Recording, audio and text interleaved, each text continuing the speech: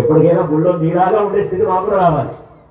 ఫలానా ఊళ్ళో ఫలానా భక్తులు ఉండేవాళ్ళని ఎక్కడో చెప్పుకోవాలి. అటువంటి స్థితి జీవితంలో ఎప్పుడొకప్పుడు మాకు కూడా రావాలి. అందుకు రోజు నేను దండం పెడుతున్నా, మీలాంటి భక్తి మాకు కూడా ఇవ్వడానికి కోరుకోవాలి. అలాంటి భక్తులు కొంతమంది ఉన్నారు స్వామికి. అందులో చాలా ప్రధానమైన భక్తుడి పేరేంటో తెలుసా? శేషుడు అని పేరు. ఏ పేరు అంటే ఏమిటి? కాదు, శేషుడు అంటే పామ. 4లో 3 పోతే ఎంత? 4లో 3 పోతే ఎంత? మిగిలిన దాన్ని ఏమంటారు? శేషం అంటారు. అవునా? మిగిలింది శేషం అంటారు. అయ్యా, నీకోసం ఉపయోగపడాలి మేము.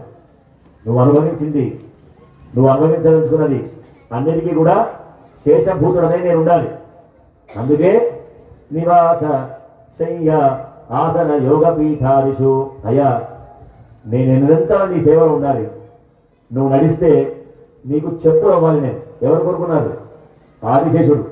నువ్వు నడిస్తే పాదుకలుగా ఉంటాను, నువ్వు కూర్చుంటే ఆసనం అవుతాను, నువ్వు ఎండలో పెడితే గొడుగు అవుతాను, నీకు విశ్రాంతి కావాలంటే పరుపు అవుతాను, సర్వకాల సర్వావస్థ ఎందు నీ సేవకై వినియోగపెడతాను.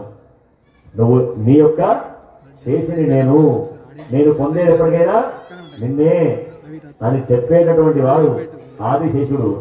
అందుకని పాము మీద పడుకుంటాడు, చాలా పెద్ద అయినా అని అనుకోకూడదు. 10 తల మీద పడగల మీద పాములు పడుకున్నా అంటే అమ్మాయిని చాలా పెద్ద మనగడరా అనుకోవడం కోసం కానీ చెప్పిన ఆయన. అయ్యా, అంత పెద్ద పామైనా, ఈ జగత్తును మోసే పామైనా ఏం కోరుకుంటానంటే భగవంతుని యొక్క సేవనే కోరుతుంది. ఇక దేవాలయంలోకి వస్తే నేర్చుకోవాల్సింది ఏంటంటే